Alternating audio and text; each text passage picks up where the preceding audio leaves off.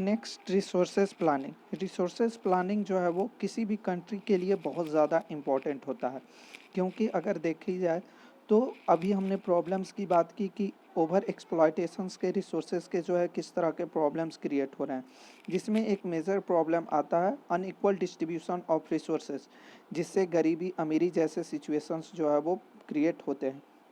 इस तरह के प्रॉब्लम्स को सॉल्व करने के लिए यह ज़रूरी होता है कि हम रिसोर्सेज का प्लानिंग करें। रिसोर्सेज के प्लानिंग के लिए यह ज़रूरी है कि इसमें जो है वो देशों को मिलजुल कर कुछ ऐसे रूल्स रेगुलेशंस डेवलप करने होते हैं ताकि वह रूल्स रेगुलेशन सारे देशों के लिए फ़ायदेमंद हो सके।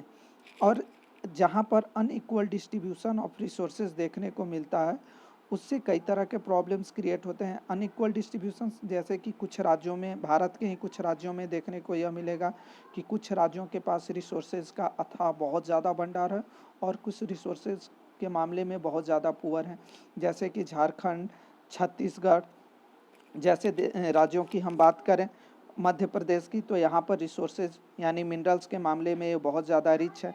वहीं अरुणाचल प्रदेश जैसे राज्यों की बात करें तो वो वाटर के मामले में बहुत ज़्यादा रिच है। वहीं कुछ दूसरे राज्यों की बात करें जैसे बिहार हो गया, यूपी हो गया, इन क्षेत्रों में रिसोर्सेज की मात्रा कम है। पंजाब हरियाणा में रिसोर्सेज की मात्रा कम है। तो यहाँ पर जो अनइक्वल डिस्ट्रीब्यूशंस देखने को मिल रहा है, इस प्रॉब्लम को सॉल्व करने के लिए यह ज़रूरी हो जाता है कि रिसोर्सेज का जो है वो प्रॉपर वे में हम प्लानिंग कर सकें।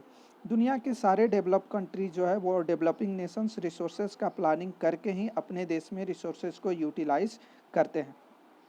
इसमें भारत में भी जो है वो रिसोर्सेज को जो है वो प्लानिंग किया जाता है और उसी आधार पर जो है इसका यूटिलाइजेशन किया जाता है। प्लानिंग के अंतर्गत सबसे पहले क्या किया जाता है इंडिया में, रिसोर्सेज प्लानिंग में सबसे पहले तो रिसोर्सेज को आइडेंटिफाई किया जाता है कि वो कहाँ पर मौजूद है, देश के किस हिस्से में मौजूद है। फिर वहाँ का जो है वो सर्विंग किया जाता है, मैप तैयार किया जाता है, उसकी क्वालिटी क्वांटिटी को जो है वो मेज़र किया जाता है। इस इतने काम करने के बाद जो है वो नेक्स्ट स्टेप में जो है वह रिसोर्सेज को जो है वो किस मेथड और टेक्नोलॉजी की बदौलत और इंस्टीट्यूशंस का हेल्प लेकर जो भी ज़मीन के नीचे या कहीं पर रिसोर्सेज मौजूद है उसको विदड्रॉ करना, निकालना और निकाल कर उसका जो है वो उपयोग करना। तीसरा बात आता है इसमें, तीसरे पॉइंट्स के अंतर्गत कि जो भी रिसोर्सेज हमें प्राप्त हो गए, मिल गए, उन रिसोर्सेज को हम नेशनल डेवलपमेंट प्रोजेक्ट के साथ जो है वो ऐड कर दें। यह जो है इसका तीसरा पॉइंट माना जाता है। यानी जो भी नेचुरल रिसोर्सेज हमारे पास अवेलेबल हैं या मिल रहे हैं हमें, उन नेचुरल रिसोर्सेज को नेशनल डेवलपमेंट प्रोग्राम के साथ जो है वो ऐड करना महत्वपूर्ण माना जाता है।